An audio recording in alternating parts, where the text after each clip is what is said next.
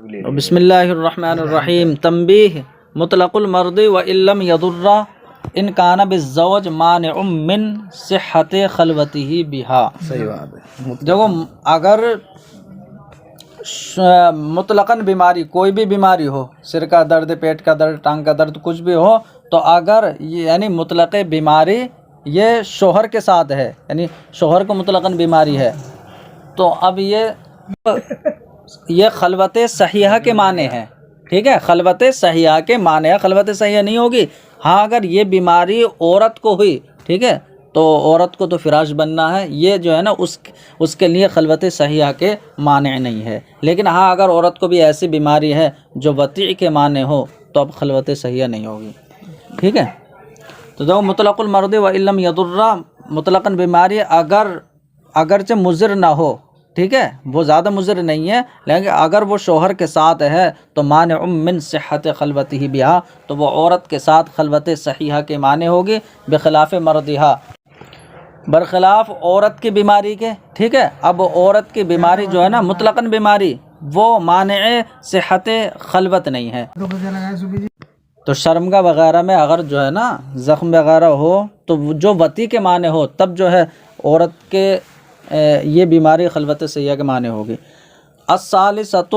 متوسطۃ بین ہاتین، اور تیسری جو ہے وہ جو ان دونوں کے بیچ میں ہو۔ تو الثالثۃ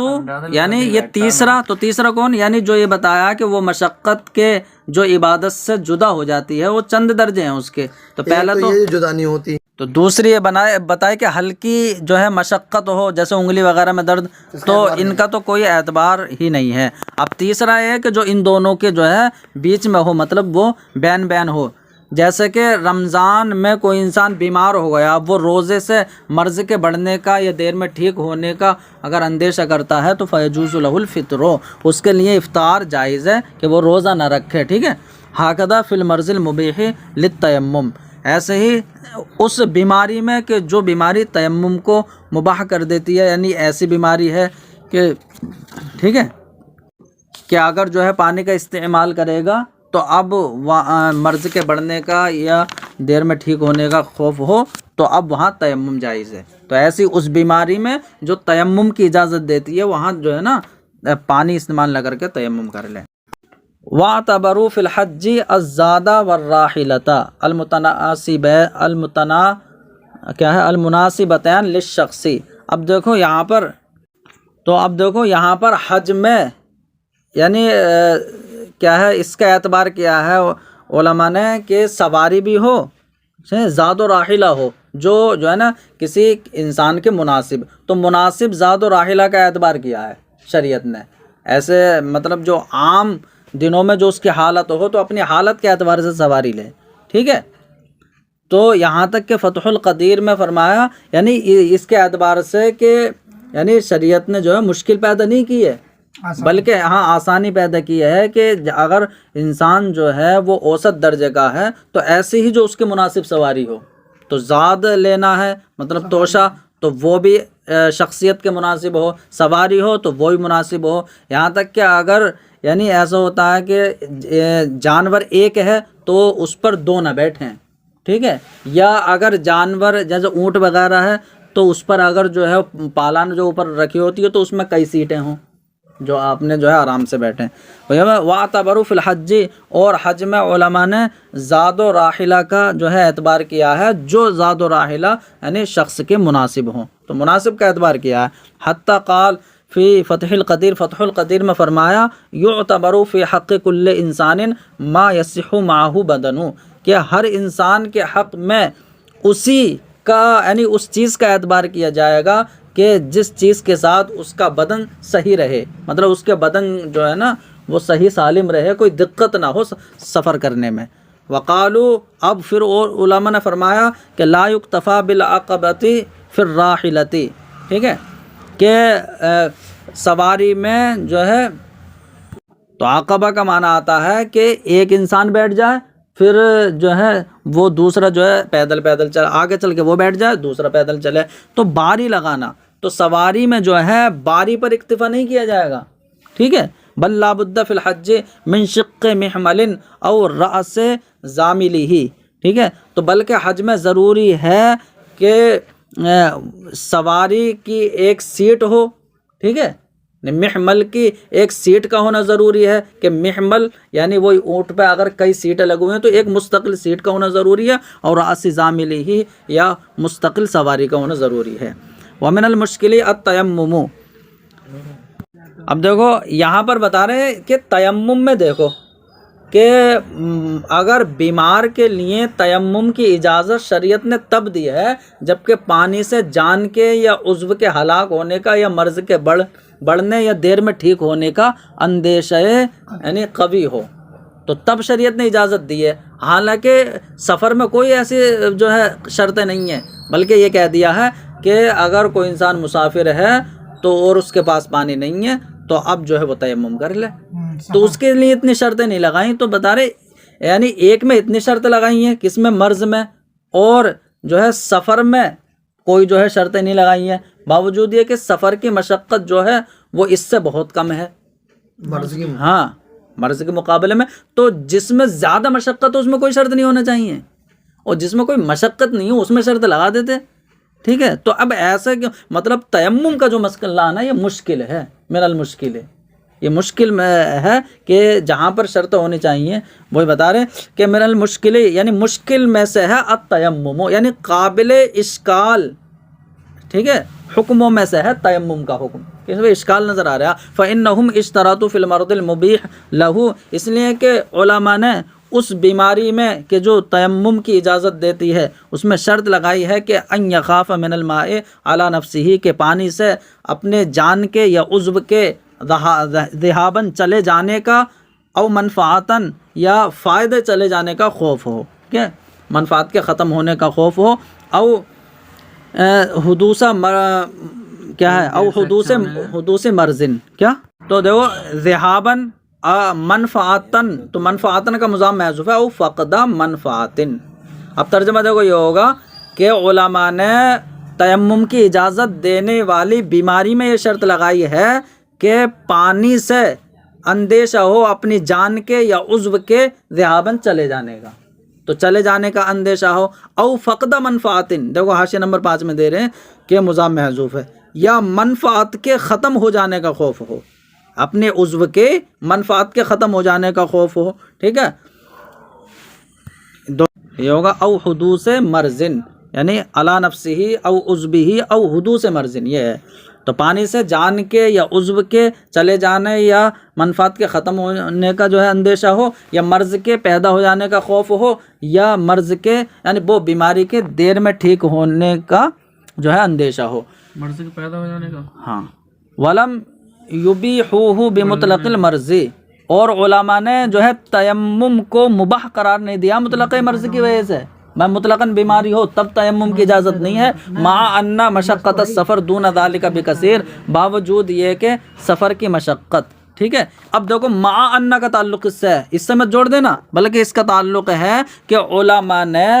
مرض میں شرط لگائی ہے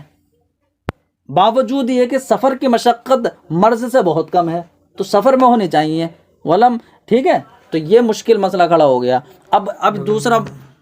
اب دیکھو ایک مسئلہ یہ ہے کہ یعنی سفر وغیرہ میں کہیں پانی نہیں ہے اور پانی بک رہا ہے، تو پانی کے خریدنے کو شریعت نے واجب نہیں کیا جب کہ وہ زیادہ قیمت میں مل رہا ہو، جو اس کی عام قیمت سے زیادہ میں مل رہا ہو. لیکن ہاں مناسب اگر قیمت میں مل رہا ہے تب شریعت کہتی ہے کہ خرید ہی لے. تو یہ بھی دیکھو شریعت نے جو ہے یہاں پر آسانی پیدا کیا. ولم یجیبوا شراء الماء بزیادۃ فاحشۃ علی قیمتہ، ٹھیک ہے. اور علماء نے پانی کے خریدنے کو واجب نہیں کیا کہ جو پانی جو ہے اپنی عام قیمت پر بہت زیادہ جو ہے قیمت کے ساتھ ہو. للیسرتی، ٹھیک ہے، للیسرتی یعنی آسانی کے ساتھ جو بک رہا ہو اس پہ جو ہے علماء نے جو ہے اجازت دی ہے، بلکہ یہ کہا کہ اسے خرید ہی لے. اب دیکھو دوسرا فائدہ کیا ہے. اب تخفیفات الشرع انواع، یعنی جو شریعت نے تخفیف، جن چیزوں میں تخفیف دی ہے تو اب وہ چند ہیں، ٹھیک ہے. الاول تخفیف و اسقاط، پہلی جو ہے نوع ہے تخفیف اسقاط، تخفیف اسقاط کے کیا مطلب ہے؟ یعنی ایسی تخفیف کے جس میں ساقط کرنا ہو، ٹھیک ہے، بالکل ہی جو ہے بالکل لیا اس عبادت کو ختم کر دینا. کا اسقاط العبادت عند وجود اعذارها، جیسا کہ یعنی عذر کے پائے جانے کے وقت عبادت کا ساقط ہونا. اب دیکھو آزار کون ہے؟ یعنی مذکورہ آزار کے پائے جانے کے وقت عبادت کا ساقط ہونا. جیسے کہ اگر بہت زیادہ بارش ہو رہی ہے کہ جو ہے مسجد جماعت تک نہیں جا سکتا، تو اب صورت میں جماعت ساقط ہو جائے گی. اگر کوئی آدمی ایسا ہے کہ یعنی چلنے سے عاجز ہو گیا تو اس کے لیے جمعہ وغیرہ ساقط ہو جائے گا، ٹھیک ہے، یعنی جو پیچھے آ چکے ہیں. یہ مسئلہ آ گیا. الثانی تخفیف و تنقیص، تو دوسری ہے تخفیف تو ہے لیکن تخفیف ایسی ہے کہ جس میں تھوڑی کمی کر دی گئی ہے، اسقاط نہیں ہوا بلکہ تنقیص کر دی گئی ہے. تخفیف میں تنقیص، ہاں، ایسی تخفیف کا مطلب یہ ہے کہ عبادت کو بالکل یہ ساقط نہیں کیا گیا بلکہ اس میں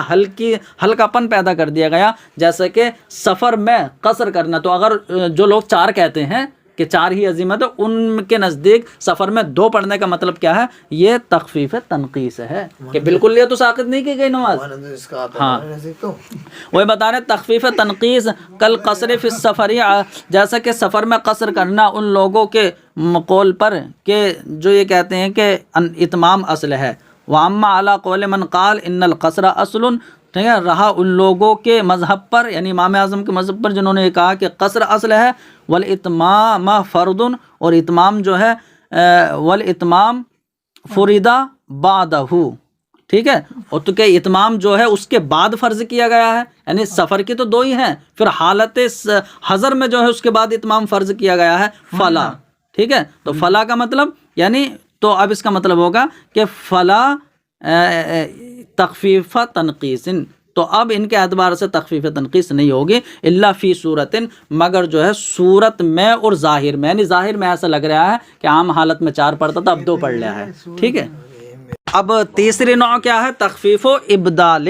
یعنی ایسی تخفیف ہے کہ جس کو بدل دیا گیا ہے غیر سے، ٹھیک ہے، وہ تبدیلی. جیسے کہ وضو اور غسل کو بدل دینا تیمم سے. مطلب یہ ہے کہ وضو اور غسل کرے گا تو وہی جان کے یا عضو کے ہلاک ہونے کا اندیشہ ہوگا یا مرض کے پیدا ہونے کا، تو یہاں یہ وضو اور غسل کو بدل دینا ہے تیمم سے، مطلب کہ اب تیمم کر لے، ٹھیک ہے. تو یہ خلیفہ ہے. ایسے یہ ہو گیا. ایسے والقیام فی الصلاۃ بالقعود والاضطجاع، ٹھیک ہے. اب نماز میں قیام فرض ہے، لیکن اگر کوئی جو ہے کسی کو اور قدرت علی القیام نہ ہو تب اس صورت میں وہ بیٹھ کر یا بیٹھ نہ پائے تو لیٹ کر نماز پڑھے. تو یہ جو ہے ابدال ہے، وہ یہ نماز میں قیام کو بدل دینا قعود اور جو ہے چت لیٹنے کے ذریعے. ایسے والرکوع والسجود بالایماء،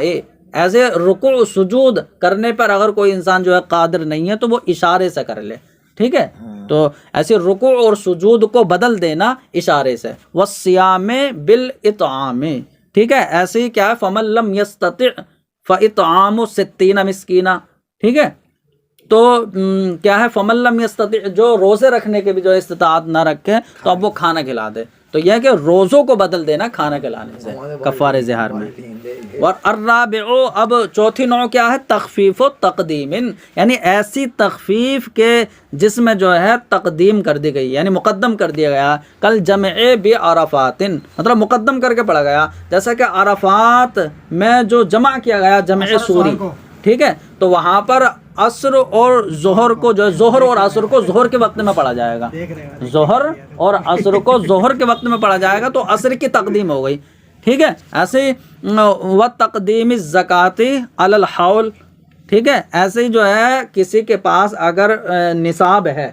یعنی نصاب کا مالک ہے اور حولان حول نہیں ہوا ہے، پھر بھی اگر وہ زکوٰۃ دے دے تو زکوٰۃ کی تقدیم حولان حول پر، یہ بھی تخفیف تقدیم ہے، ٹھیک ہے. وزکوٰۃ الفطر فی رمضان وقبلہ علی الصحیح، ٹھیک ہے، بعد تملک النصاب فی الاول ووجود الرأس بصفۃ المؤنۃ والولایۃ فی الثانی، ٹھیک ہے. اس کا ترجمہ دیکھنا صحیح کر کے دیکھو. زکوٰۃ کو پہلے دے دینا حولان حول سے پہلے، ٹھیک ہے، ایک بات ہو گئی. ایسے ہی یعنی کیا ہے؟ صدقہ فطر کو دے دینا. فطر کی زکوٰۃ کا مطلب صدقہ فطر، تو صدقہ فطر کو دے دینا رمضان میں،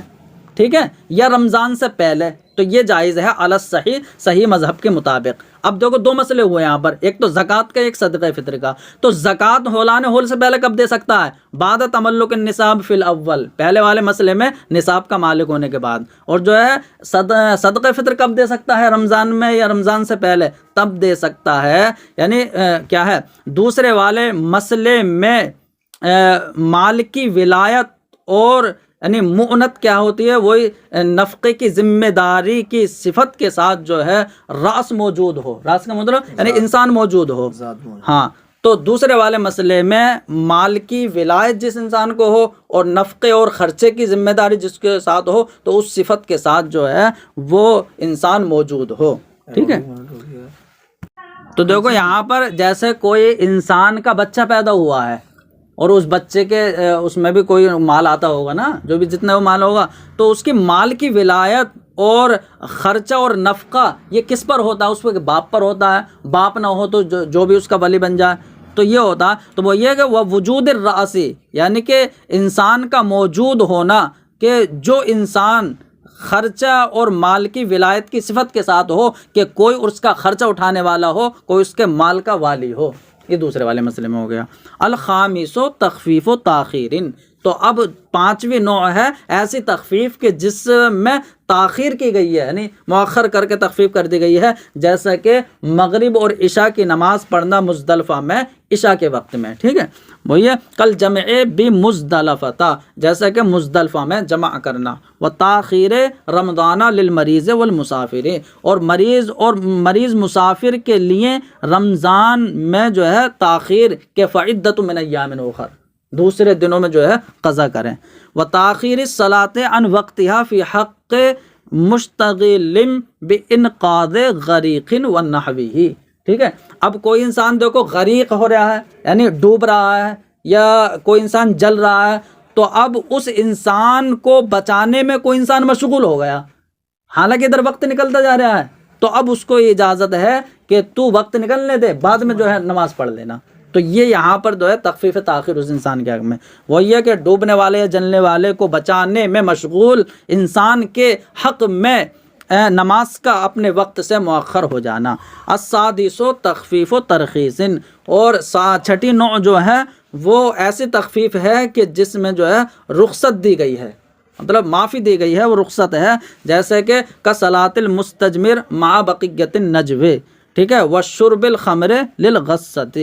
جیسے کہ جو انسان استنجا کرے ڈیلے سے تو اسے مستجمر کہتے ہیں۔ تو اب جو ہے ڈیلا جو ہے وہ مخفف نجاست ہے، وہ مزیل نجاست تو ہے نہیں، بس ہلکا کر دیتا ہے، حالانکہ کچھ ذرات اور اثر جو ہے رہ جاتا ہے، لیکن شریعت نے اتنی تخفیف کی ہے، یہ رخصت دی ہے کہ نماز پڑھ سکتا ہے جو بھی بقیہ نجب اور جو گندگی رہ گئی ہے اس کے ہوتے ہوئے۔ وہ یہ کصلاۃ المستجمر، جیسے کہ ڈیلے یا پتھر سے استنجا کرنے والے کا نماز پڑھنا بقیہ جو تھوڑی بہت گندگی رہ گئی ہے اس کے ساتھ۔ ایسے اگر کوئی انسان جو ہے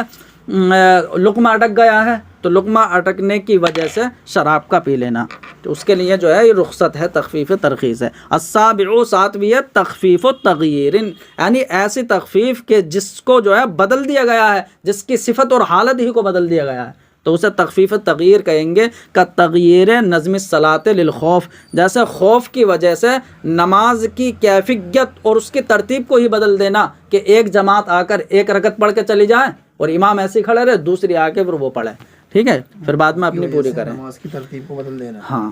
الفائدۃ الثالثۃ، تیسرا فائدہ دیکھو یہ ہے کہ وہی بات چل رہی ہے کہ مشقت اور حرج ہو تو اب وہاں پر جو ہے کیا ہے آسانی پیدا کر دی جاتی ہے شریعت کی طرف سے۔ الفائدۃ الثالثۃ، المشقۃ والحرج انما یعتبر فی موضع لا نص فیہ، مشقت و حرج کا اعتبار کیا جاتا ہے، بتا رہے ایسی جگہ میں اعتبار کیا جاتا ہے کہ جس میں نص نہ ہو، تو مطلب یہ ہے کہ غیر منصوص جگہ میں مشقت و حرج کا اعتبار ہے، لیکن اگر جہاں پر نص موجود ہو تو وہاں پر مشقت و حرج کا اعتبار نہیں کیا جائے گا۔ جیسے کہ غیبت وغیرہ ہے، تو غیبت ہے، جھوٹ بولنا ہے، تو یعنی لا یغتب بعضکم بعضا، تم میں سے کوئی ایک دوسرے کی غیبت نہ کرے، تو مطلب غیبت کے خلاف نص موجود ہے، تب جو ہے مشقت و حرج کا اعتبار نہیں کیا جائے گا، ایک اور غیبت جو ہے حرام ہی رہے گی۔ وہی فرماتے ہیں وَأَمَّا مَعَ النَّصْ بِخِلَافِهِ، رہا اس کے خلاف نص ہونے کی وجہ سے، جیسے کہ غیبت کے خلاف نص ہے تو بتانے فَلَا يُعْتَبَرُ، تب مشقت و حرج کا اعتبار نہیں کیا جائے گا۔ اسی وجہ سے طرفین نے فرمایا کہ اس طرفین نے بحرمت راعی حشیش الحرم، حرم کی گھاس کے چرانے کی حرمت اور اس کے کاٹنے کی حرمت کو قول کیا ہے، سوائے ازگر گھاس کے، تو اس خر گھاس کو جو ہے چرا سکتے ہیں۔ امام ابو یوسف نے جو ہے اس کے چرانے کا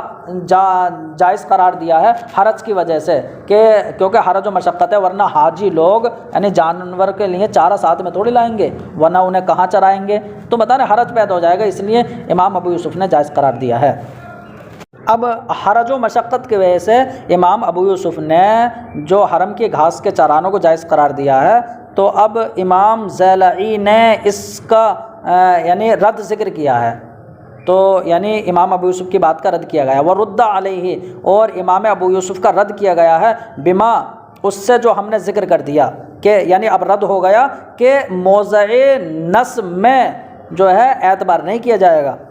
اور یہاں پر نص موجود ہے کہ ولا یعضد شوکها، یعنی اس طریقے سے نص ہے کہ اس کے گھاس کو اور کوڑے کٹ کر نہیں کاٹا جائے گا، گھاس وغیرہ کو نہیں ہٹایا جائے گا، نہیں کاٹا جائے گا، تو یعنی جو ہم نے ذکر کیا ہے اس کی وجہ سے امام ابو یوسف کا رد ہو جائے گا، کیونکہ یہاں پر نص موجود ہے، یہاں حرج مشقت کا اعتبار نہیں ہے۔ ذکرہ الزیلعی، تو بتانے اور اس رد کو امام زیلعی نے ذکر کیا ہے جنایات الاحرام میں۔ فرماتے ہیں وقال فی باب الانجاس، اور باب الانجاس میں انہوں نے یہ فرمایا ہے کہ ان الامام یقول، کہ امام اعظم بتغلیظ نجاست الارواس، گوبر کی نجاست غلیظہ کا قول کرتے ہیں، تو امام اعظم کے نزدیک گوبر جو ہے وہ نجاست غلیظہ ہے، کیونکہ گوبر کی نجاست کے تعلق سے نص موجود ہے، کیونکہ نص ہے انہا رکسن، یعنی یہ تو ناپاکی ہے، تو اس لیے جب نص موجود ہے اور اس کے خلاف بھی کوئی نص نہیں ہے، اس لیے یہاں پر نجاست غلیظہ کا قول امام اعظم نے کیا۔ اب کوئی کہہ سکتا ہے کہ عموم بلوہ ہے یہاں پر، تو کہ گوبر وغیرہ لگ جاتا ہے کسی کے، تو بتا رہے عموم بلوہ امام اعظم کے نزدیک نص کی موجودگی میں معتبر نہیں ہوتا، تو عموم بلوہ کی وجہ سے جو حرج و مشقت ہو، یا تو آپ یہ کہہ سکتے ہیں حرج و مشقت امام اعظم کے نزدیک نص کی موجودگی میں معتبر نہیں ہے، یا عموم بلوہ نص کے ہوتے ہوئے معتبر نہیں ہے۔ جیسے کہ انسان کا پیشاب ہے، تو انسان کے پیشاب کے بارے میں نص ہے کہ استنزہوا عن البول فإن عامۃ عذاب القبر منہ، اس لیے کہ عذاب قبر سے ہوتا ہے، تو اب یہاں پر عموم بلوہ ہو یا نہ ہو وہ ناپاک ہی رہے گا، انسان کا پیشاب ناپاک رہے گا، چاہے اس میں جو ہے کتنا ہی عموم بلوہ ہو جائے، اس کی چھینٹے وغیرہ آنے کا۔ لیکن صاحبین کے نزدیک یہ نجاست خفیفہ ہے۔ تو پہلے اتنا کا ترجمہ لگاتے ہیں کہ امام اعظم گوبر کی نجاست کے غلیظہ ہونے کا قول کرتے ہیں کیونکہ نص موجود ہے اللہ کے رسول کے فرمان کی وجہ سے کہ انہا رکس، یہ گندگی ہے، نجسن، اور عموم بلوہ تو بتا رہے اس کا اعتبار نہیں ہے کیونکہ موضع نص ہے، تو موضع نص میں امام اعظم کے نزدیک عموم بلوہ کا اعتبار نہیں ہے، جیسا کہ آدمی کے پیشاب میں، اس لیے کہ اس میں بلوہ اگرچہ عام ہے آدمی کے پیشاب میں کہ چھینٹے وغیرہ لگ جاتی ہیں، تو لیکن جو ہے وہ ناپاک ہی رہے گا، ابتلاء عام ہو یا نہ ہو۔ اب صاحبین نے گوبر کو نجاست خفیفہ کہا ہے، وہ کہتے ہیں کہ کیونکہ اس میں علماء کا اختلاف ہے، امام مالک جو ہے گوبر کے طاہر کہتے ہیں، گوبر کی طہارت کا قول کرتے ہیں، اور بتا رہے پہلی بات تو یہ اختلاف ہے تو نجاست غلیظہ نہیں کہہ سکتے، اور دوسری بات کہتے ہیں عموم بلوہ ہے کیونکہ راستوں میں گوبر وغیرہ رہتے ہیں تو اس لیے وہ عموماً لگ سکتے ہیں، تو وہ بتا رہے اختلاف بھی ہے اوپر سے عموم بلوہ بھی ہے، اس لیے نجاست غلیظہ نہیں کہا جائے گا، نجاست خفیفہ ہے۔ فرماتے ہیں وفی شرح منیت المصلی، تو منیت المصلی کی شرح میں یہ عبارت ہے کہ من المتاخرین من زاد فی تفسیر الغلیظہ، کہ متاخرین میں سے بعض حضرات وہ ہیں کہ جنہوں نے امام اعظم کے قول پر نجاست غلیظہ کی تعریف میں یہ قید اور بڑھا دی ہے کہ امام اعظم نے نجاست غلیظہ کی تعریف امام اعظم کے نزدیک یہ ہے نا کہ یعنی جس کے ناپاک ہونے پر قطعی دلیل موجود ہو اور نصوص متعارض نہ ہو، جیسا انہا رکس کہا گیا، تو نص قطعی موجود ہو اور نصوص میں تعارض نہ ہو تو وہ نجاست غلیظہ ہے۔ جیسے کہ پیشاب پخانہ وغیرہ، تو اب انہوں نے ایک قید اور بڑھا دی ہے کہ اس کے بچنے میں ولا حرج فی اجتنابہ، اور اس کے بچنے میں کوئی حرج نہ ہو۔ اس کا مطلب یہ ہے کہ اگر اس کے بچنے میں حرج ہے تو امام اعظم اسے نجاست غلیظہ نہیں کہیں گے، بلکہ یعنی آسانی پیدا کر دیں گے، تو اس نے یہ قید بڑھا دیا۔ ایسے صاحبین کے قول پر نجاست یہ تعریف میں یہ قید بڑھا دی ہے ولا بلوا فی اصابتہ، اور اس کے لگنے میں کوئی بلوا نہ ہو، یعنی صاحبین کے نزدیک نجاست غلیظہ کی تعریف یہ ہو گئی نا کہ جس کے ناپاک ہونے پر علماء کا اتفاق ہو وہ نجاست غلیظہ ہے، جس کے ناپاک ہونے پر اتفاق ہو، اور انہوں نے یہ قید اور لگا دو اس کا کہ ولا بلوا فی اصابتہ، اور اس کے لگنے میں جو ہے بلوا بھی نہ ہو، یعنی اگر عموم بلوا ہوتا ہے تو اب جیسا گوبر وغیرہ تو عموم بلوا اگر ہوتا ہے تو وہ نجاست خفیفہ کہیں گے۔ تو اب دونوں قیدوں کو ملا سکتے ہیں، یعنی امام اعظم کے نزدیک اگر بچنے میں حرج ہے تو اب وہاں پر خفت پیدا کی جائے گی، تو یعنی وہاں نجاست خفیفہ کہہ دیا جائے گا، اور ان کے نزدیک اس کے لگنے میں بلوا نہ ہو، اس کا مطلب اگر عموماً لگ جاتا ہے تو اسے نجاست خفیفہ کہیں گے۔ تو اب گوبر کو ہی لے لیجئے، یعنی اب دونوں کے نزدیک اس میں خفت ہو جائے گی۔ وہی فرماتے ہیں کہ متاخرین میں سے کچھ حضرات نے امام اعظم کے قول پر نجاست غلیظہ کی تعریف میں ولا حرج فی اجتنابہ کی قید بڑھا دی ہے کہ امام اعظم کے نزدیک اب تعریف ہی ہو جائے گی کہ جس کے ناپاک ہونے میں نص قطعی موجود ہو اور نصوص متعارض نہ ہو اور اس سے بچنے میں حرج نہ ہو۔ اس کا مطلب حرج ہو گیا تو نجاست غلیظہ نہیں رہے گی، وہ خفت ہو جائے گی، ایسے ہی اختیار میں ہے۔ اور صاحبین کے قول پر نجاست غلیظہ کی تعریف میں یہ قید بڑھا دی ہے ولا بلوا فی اصابتہ، کہ اس کے لگنے میں عموم بلوا نہ ہو، اس کا مطلب اگر وہ عموماً لگ جاتا ہے جیسا گوبر تو وہ نجاست خفیفہ ہے، جیسا کہ اختیار میں یہ ہے۔ اور محیط میں یہ عبارت ہے کہ وزیادۃ حسنۃ، کہ یہ اچھی زیادتی ہے جو دونوں کے قول پر کی گئی ہے، اور اس کی فقہ کے باب کی بہت سی فروعات اس پر شاہد ہیں۔ اب فرماتے ہیں کہ یعنی دونوں میں اتفاق کیسے ہو جائے گا؟ تو اب دونوں میں اتفاق ہو جائے گا کہ جہاں پر ابتلاء عام ہو، یعنی عموم بلوا ہو اور نصوص میں تعارض بھی نہ ہو، یعنی اور بچنے میں حرج ہو، تو وہاں پر یعنی بالاتفاق جو ہے وہاں تخفیف پیدا کی جائے گی دونوں کے نزدیک۔ وہی فرماتے ہیں کہ ولا حرج فی اجتنابہ ولا بلوا فی اصابتہ، اس قول سے مراد یعنی اختلاف عبارتین کے ساتھ جو ہے نا، اس سے مراد وہ ہوا بالنسبت الی جنس المکلفین، تو اس سے مراد جو ہے مکلف حضرات کی طرف نسبت کرتے ہوئے ہے کہ یعنی مکلف کہیں ایسے ہوئے کہ بچنے میں بھی حرج ہے اور لگنے میں بھی بلوا ہے، تو وہاں پر جو ہے اس مکلف کو تخفیف دی جائے گی، آسانی پیدا کی جائے گی، یعنی اور جہاں پر بچنے میں حرج نہیں ہے اور لگنے میں کوئی عموم بلوا نہیں ہے، جیسے کہ پخانہ ہو گیا، پیشاب ہو گیا، تو اب یہاں پر جو ہے اس مکلفین کی طرف نسبت کرتے ہوئے خفت نہیں دی جائے گی، دونوں حضرات کہیں گے وہ نجاست غلیظہ ہے۔ وہی بتا رہے ہیں کہ اس سے مراد وہ مکلف کی طرف نسبت کرتے ہوئے ہے کہ جیسا مکلف ہوگا، تو اب یہ اتفاق ہو جائے گا علی صدق القضیۃ المشہورہ، تو اب یہ مشہور قول صادق آ جائے گا، یعنی مشہور قول صادق آنے کی بنیاد پر وہ یہ ہے کہ جب ابتلا عام ہو جائے، ما امت بلغتہ، تو جس چیز کے بارے میں ابتلاء عام ہو جائے تو خفت قضیتہ، تو اب اس کا تقاضا خفت کا ہوتا ہے، یعنی وہ خفت کو چاہتی ہے۔ الفائدۃ الرابعۃ، یہ چوتھا فائدہ ہے، ذکر بعضهم ان الامر اذا ضاق اتسع، بعض حضرات نے یہ ذکر کیا ہے کہ معاملہ اذا ضاق،